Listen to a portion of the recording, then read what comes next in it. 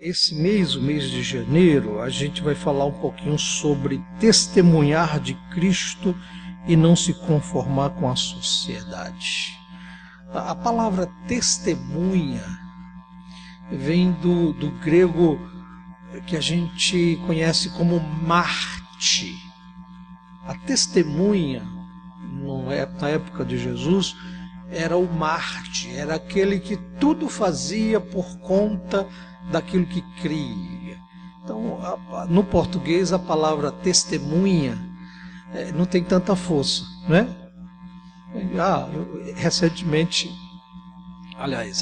eu estou sendo testemunha de 2 casos de abusos de adolescentes, e não tem tanta força, né, quanto naquela época, lá atrás, quando se falava a testemunha de Cristo. Dizia-se, esse sujeito está disposto a ir até a morte por conta daquilo que ele viu em Jesus, acreditou de Jesus.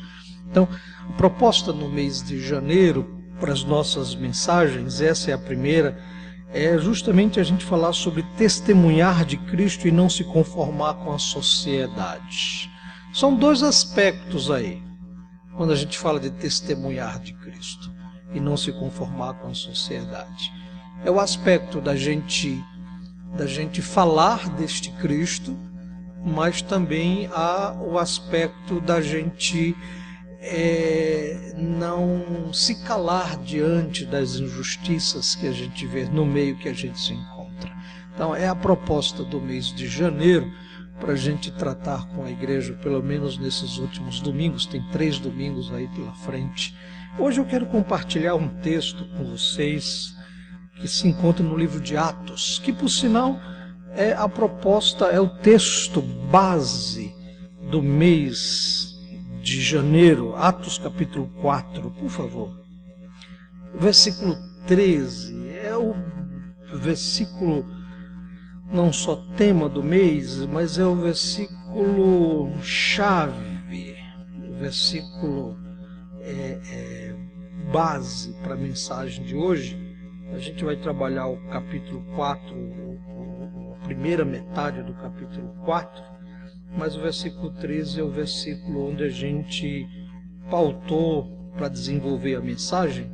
Vamos ler juntos o versículo 13, Atos 4:13, juntos.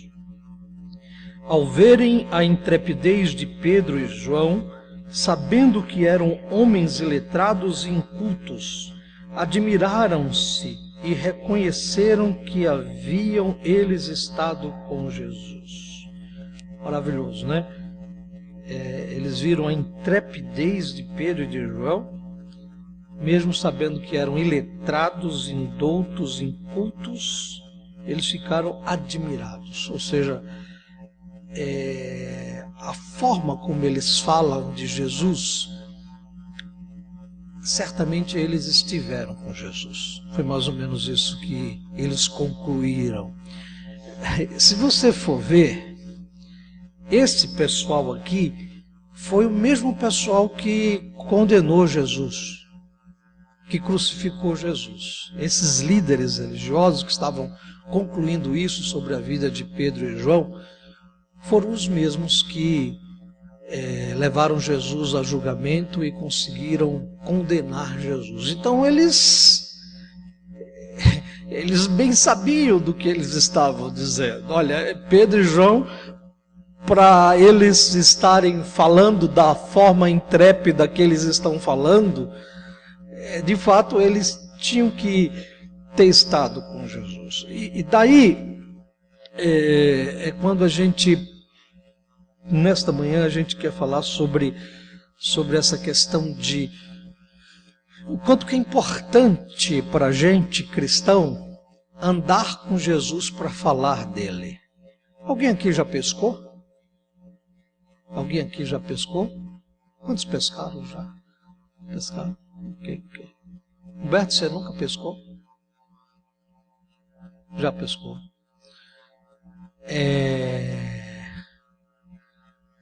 Como é que pega um peixe? Você chega para o peixe e diz assim: Ó peixe, você que está aí dentro desse rio, dentro desse lago, essa isca aqui é muito boa. Né? Que tem peixe que é chique.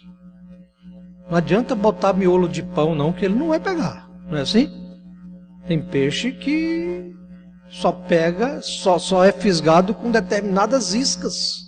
Às vezes meus cunhados gostam muito de ir para esses pesqueiros na região de Rio Claro, Piracicaba. Eu vou com eles, mais para servir de companhia. E eu vejo as iscas que eles levam e as iscas que eles compram lá. Às vezes tem até salsicha. Dá vontade de comer a salsicha do peixe. Quando vai chegando umas 11 horas, meio-dia, vai ficando com fome e o pessoal não sai para comer, fica continuando. Dá vontade de pegar uma salsicha e comer.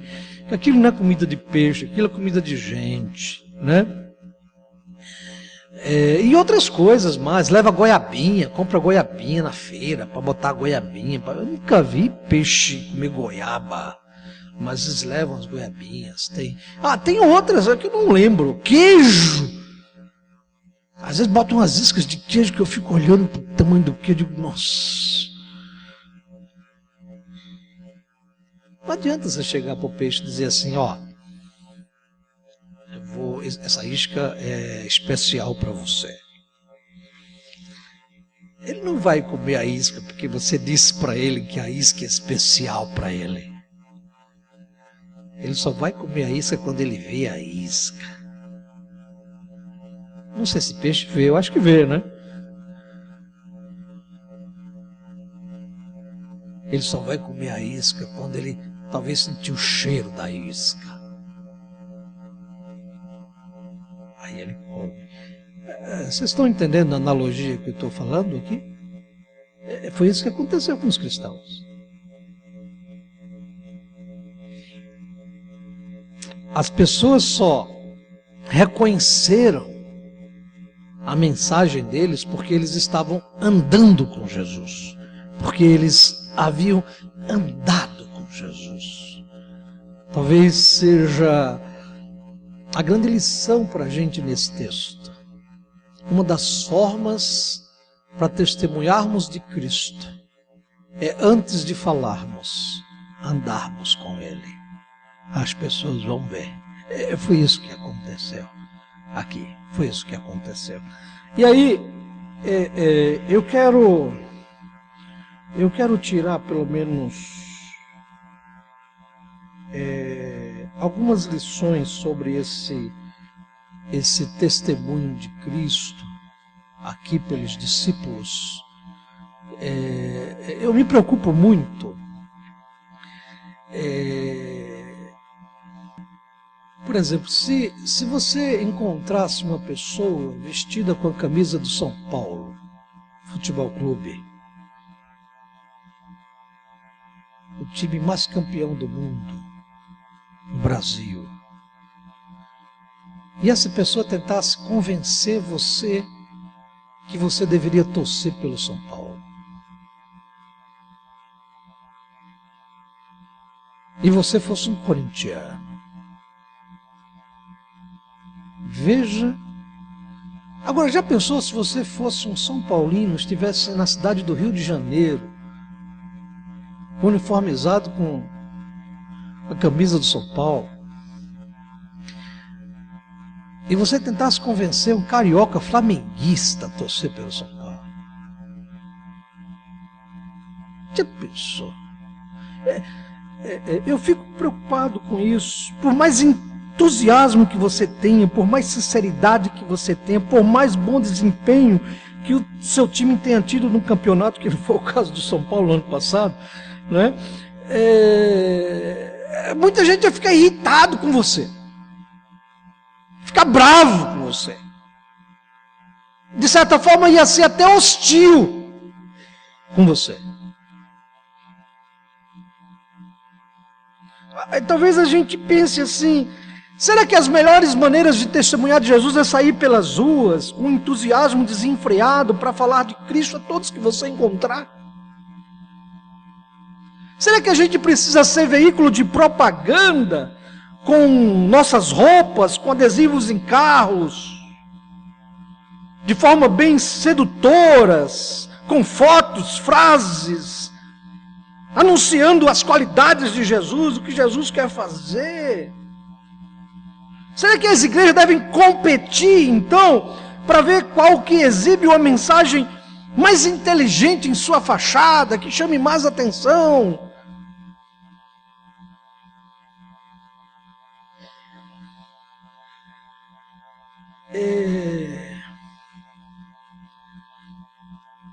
Eu não tenho nada contra as técnicas de propaganda ou meios de comunicação que tentam convencer as pessoas. Mas eu quero dizer que no reino de Deus há um diferencial. No reino de Deus há um diferencial. O diferencial é este. A melhor estratégia para se falar de Jesus é quando o discípulo está vivendo com Jesus. Tá certo? Tá certo isso, não? Esse é o diferencial. Não precisa estar com a camisa estampada. Não precisa necessariamente sair de porta em porta fazendo panfletagem. Não tenho nada contra, essas são coisas que a gente pode usar. Mas que a melhor forma para a igreja de Pirituba testemunhar de Cristo é ela andar com o seu Cristo no dia a dia. E aí a pessoa que trabalha com você, a pessoa que sai com você, que te vê na rua, que te vê na escola, que te vê na faculdade, que te vê aqui, que te vê acolá, vai ver que você anda com Cristo e isso vai ser impactante. Muito mais do que qualquer propaganda, publicidade, camiseta ou adesivo de carro.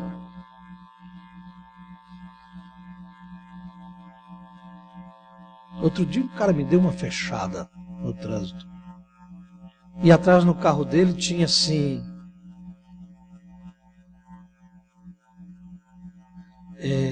dirigido por mim, guiado por Deus. Deu uma raiva. E eu sou pastor. O cara deu uma fechada. Você não faz ideia.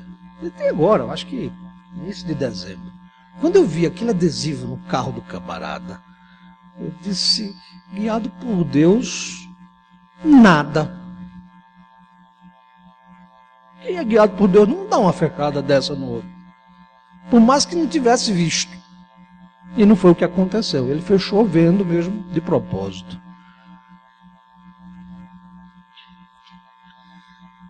Testemunhar de Cristo envolve uma vida de obediência a Ele.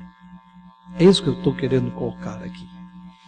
De pelo menos uma vida de obediência a Ele 24 horas por dia, 7 dias por semana e 365 dias no ano, ou 366 quando o ano for bissexto. Essa pessoa testemunha de Jesus. Essa pessoa compartilha de Jesus. Porque está vivendo com Ele. Porque está andando com Ele. Muito mais do que estar com os bolsos cheios de panfletos. Ou batendo de porta em porta. Às vezes até incomodando as pessoas. O que eu quero dizer para a igreja de Pirituba é que não precisa de técnicas agressivas para se evangelizar. Se precisa que viva com Jesus, em obediência a Ele.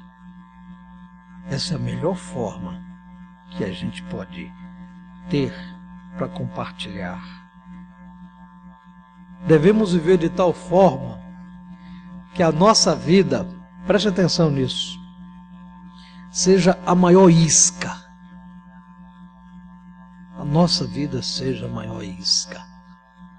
Quando a gente vê alguém na igreja e essa pessoa diz assim, quem me trouxe foi fulano, dá uma alegria. Ou seja, fulano está vivendo de tal forma que foi capaz de trazer aquela pessoa para a igreja. Se aquela pessoa visse uma contradição, um distanciamento entre o convite e a vida de fulano, possivelmente ela não viria à igreja. Vocês estão entendendo o que eu estou dizendo? A nossa vida, o andar com Cristo, em obediência a Ele, é a nossa maior isca para trazer as pessoas para o Evangelho.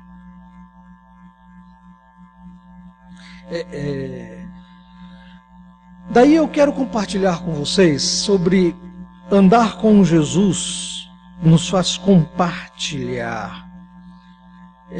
Veja, no versículo 1 até o versículo 4, você está com sua Bíblia aberta em Atos 4? Vamos dar uma olhadinha só para a gente repassar algumas coisas e a gente refletir no texto. Falavam eles ainda ao povo, eles estavam pregando ao povo. Vocês lembram o que estava acontecendo? Eles haviam curado, eles estavam indo para o templo, para a oração, e tinha lá um coxo, acho que 40 anos, não é isso? 40 anos.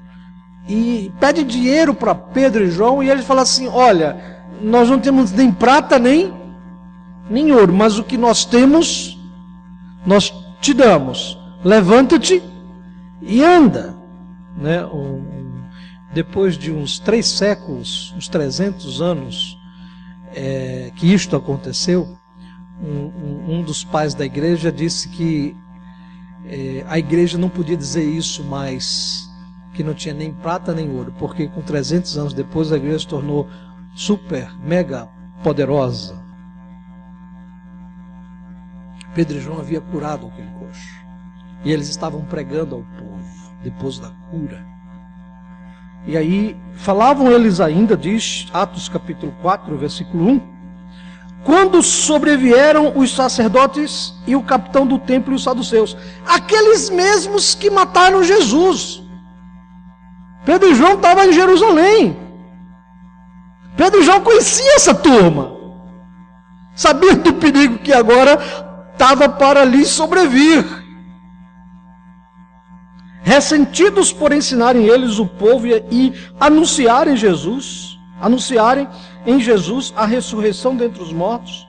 Os saduceus aqui é um ramo do judaísmo que não acreditava na vida após esta vida. Versículo 3. E os prenderam, recolhendo-os ao cárcere até o dia seguinte, pois já era tarde. Muitos, porém, dos que ouviram a palavra aceitaram, subindo o número de homens de quase o quê? 5.000. Se você for ver, no início de Atos, tinha 120. 120. Quando veio lá o Pentecoste cristão. O Espírito Santo, daqui a pouco a gente vai falar isso na escola dominical. O que é o batismo? O que são as línguas que a Bíblia fala? A gente vai falar isso hoje, daqui a pouco, às 10 horas. A aula de escola dominical vai ser sobre isso. O que são as línguas? Não vai embora. Por isso que eu estou fazendo já a divulgação da aula em conjunto hoje. Você vai poder saber o que são as línguas que tantas igrejas falam por aí. Por que a igreja presbiteriana não fala línguas? Mais ou menos é sobre isso a escola dominical. Que tipo de línguas são essas? Para que elas existiram? Enfim, se elas continuam a existir ou não. No Pentecostes tinha 120 discípulos. Com o sermão de Pedro explicando o que tinha acontecido, 3.000 pessoas se converteram. E agora não eram mais nem 120, não era mais 3.000. Agora eram quantos? 5.000. Depois da cura do coxo. Veja que o testemunho se expande. O testemunho se expande. Veja a expansão. Se a igreja presbiteriana de Pirituba quiser crescer, sabe qual é a melhor forma? É o testemunho dos crentes. É testemunhar. É viver de tal forma que as pessoas deem crédito ao que você fala. Isso acontece e isso faz aumentar o número dos cristãos. Pelo menos no livro de Atos a gente percebe isso.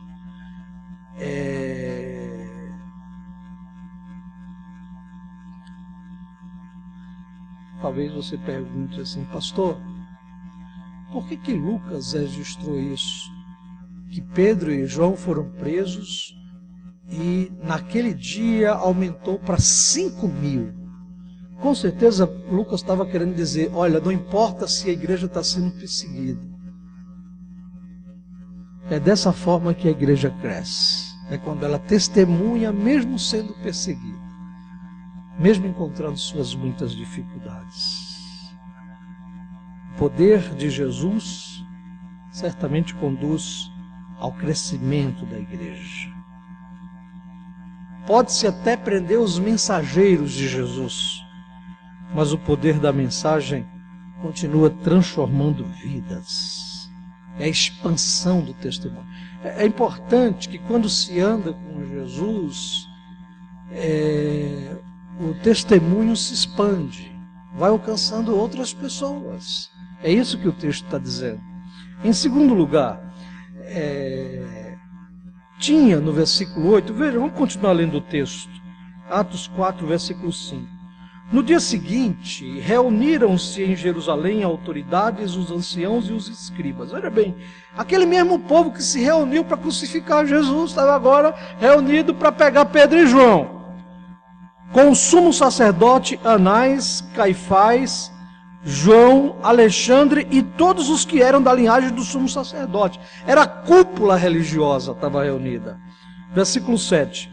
E pondo-os perante eles, os arguíram: com que poder ou em nome de quem fizestes isto? Ou seja, curasse aquele coxo. Então Pedro, cheio do Espírito Santo, lhes disse. Esse detalhe é muito interessante aqui. Cheios do Espírito Santo. Testemunho cristão é fruto dessa vida cheia do Espírito Santo. Daí eu te dizer uma coisa. Ainda que você seja tímido, ainda que você seja introvertido, ainda que você se sinta assim, nem com tanto jeito para falar de Jesus, quando você deixa ser enchido por Deus com esse Espírito dele, a tua vida vai falar, a tua boca vai abrir. Ainda que não seja com eloquência, ainda que não seja com toda facilidade de falar como alguns têm, a tua boca vai abrir. Esse Espírito Santo vai agir, como fizeram com homens doutos e letrados, como foi Pedro e João, mas eles estavam cheios do Espírito Santo. Era esse poder que fazia Pedro e João testemunharem do Senhor. E por fim, o texto ainda nos aponta que esse testemunho ele tinha uma exclusividade da pessoa de Jesus. Veja o versículo 12. Eles continuaram. Versículo 9. Visto que hoje somos interrogados a propósito do benefício feito a um homem enfermo e do modo por que foi curado, tomai conhecimento, vós todos e todo o povo de Israel, de que em nome de Jesus Cristo Nazareno, a quem vós crucificastes, veja só, Pedro e João estavam dizendo, olha, aqueles que há dias atrás, aí vai, não sei, aí 100 dias atrás, né, que vocês crucificaram, há uns 3 meses atrás, aquele homem que vocês crucificaram, agora em nome dele a gente curou o coxo. Olha só, que coisa, né? Fique imaginando o quão foi impactante para aquelas pessoas que tinham agido para a crucificação de Jesus estarem ouvindo da boca de Pedro e João, que foi no nome daquele Cristo que tinha sido crucificado por eles, que aquele coxo de 40 anos passou a andar. Gente, eu fico imaginando que isso deve ter sacudido a vida daqueles líderes religiosos. Diz assim: A quem Deus ressuscitou dentre os mortos, sim, em seu nome é que este está curado perante vós. Este Jesus é pedra rejeitada por vós, os construtores, a qual se tornou a pedra angular. Pedro cita uma passagem de Isaías que eles bem conheciam agora. Aí no versículo 12: e não há salvação em nenhum outro, porque abaixo do céu não existe nenhum outro nome dado entre os homens, pelo qual importa que sejamos salvos. Eu acho que esse versículo 12, todo crente deveria decorar esse versículo 12. Mas deveria decorar muito. Diz assim, vamos ler juntos comigo o versículo 12?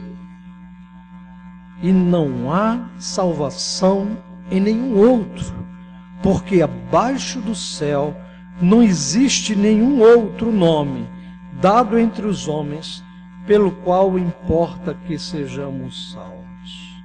O testemunho apontava para a exclusividade de Cristo para a salvação. É muito importante isso. A gente entender que nada salvará o homem a não ser Jesus Cristo. Nesse sentido, o cristão é radical. O testemunho do cristão é radical. A fala do cristão tem que ser radical. Há um certo dizer popular que fala que todo caminho dá na venda, que toda religião é boa e que toda leva ao céu. É lei do engano. Não é esse o parecer de Pedro e de João. Pedro e João estavam falando para os judeus que não era o judaísmo que ia salvá-los. Hoje talvez a gente dissesse, não é Allan Kardec, não é Buda, não é Confúcio,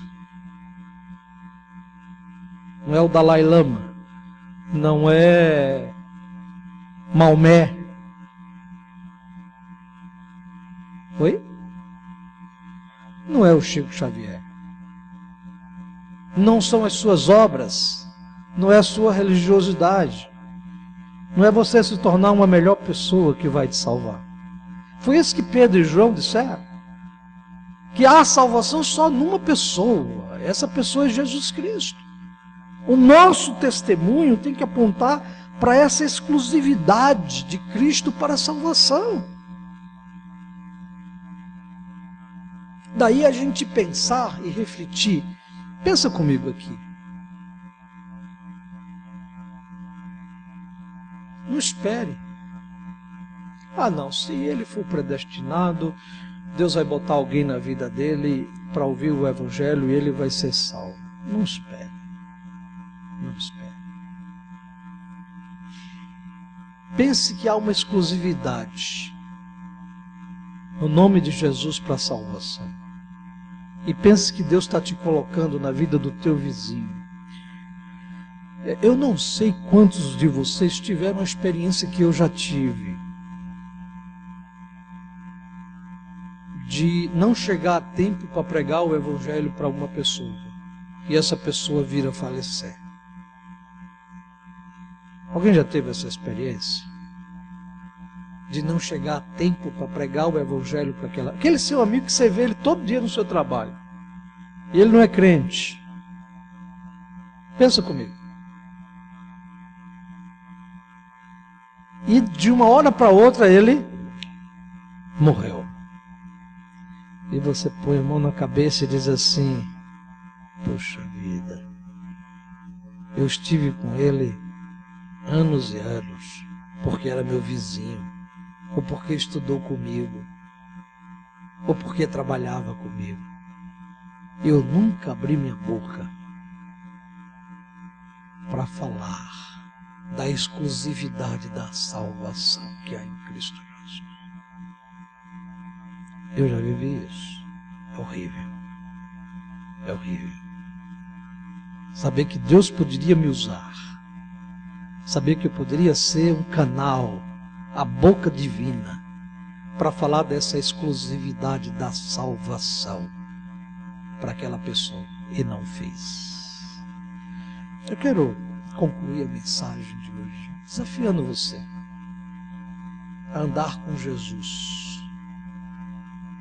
Andar com Jesus.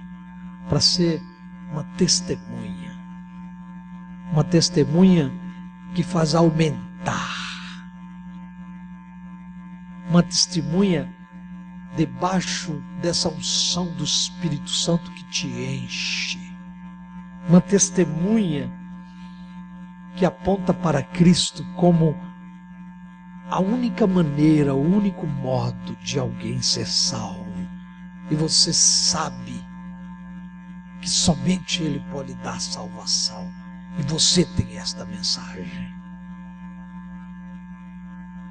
Eu quero desafiar você. Neste ano de 2016, ser um discípulo radical quanto à necessidade de você pregar a palavra, de anunciar com exclusividade a salvação em Cristo Jesus. Somente nele a salvação.